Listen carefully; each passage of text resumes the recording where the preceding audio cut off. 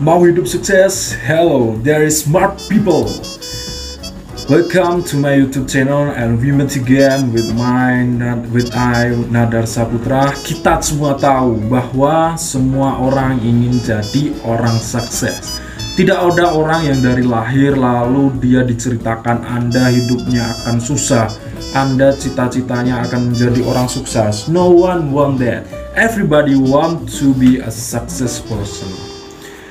Bicara tentang sukses, semua orang pasti bertanya-tanya, apa yang membuat seseorang bisa sukses? Apa yang membuat orang itu bisa gagal dalam hidupnya? Pertanyaan ini menggelitik psikologi di dunia. Beberapa saat yang lalu, ada sebuah perkumpulan psikologis yang meneliti tentang ini. Jadi, perkumpulan ini meneliti tentang A.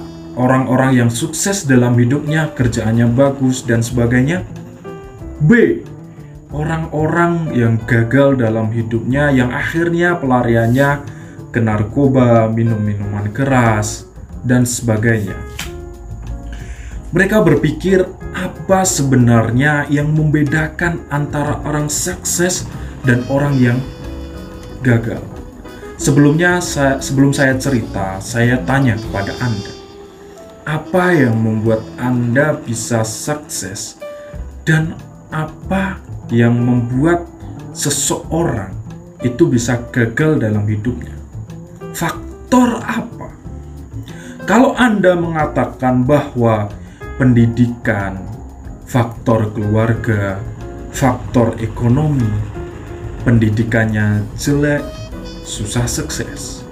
Keluarganya mungkin tidak mendukung, susah sukses. Lalu ekonominya tidak mendukung, susah sukses. Kalau Anda berpikir seperti itu, exactly apa yang dipikirkan oleh para psikologis tersebut. Jadi, para psikologis tersebut memikirkan hal yang sama.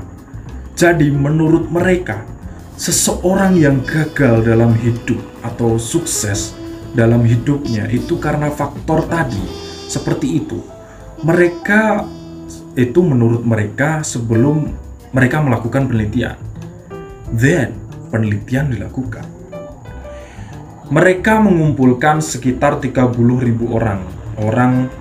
15 orang sukses dan 15 orang yang menurut mereka gagal dalam hidupnya, dan mereka meriset orang-orang tersebut tanpa adanya bias. Hasilnya mengejutkan mereka. Ternyata yang sangat membedakan dua kelompok ini bukan dari pendidikan, bukan faktor keluarga, bukan faktor ekonomi. Jadi ada orang yang gagal dalam hidupnya, pendidikannya tinggi, atau orang sukses, pendidikannya rendah. Ternyata begitu juga dengan keluarganya dan faktor ekonomi.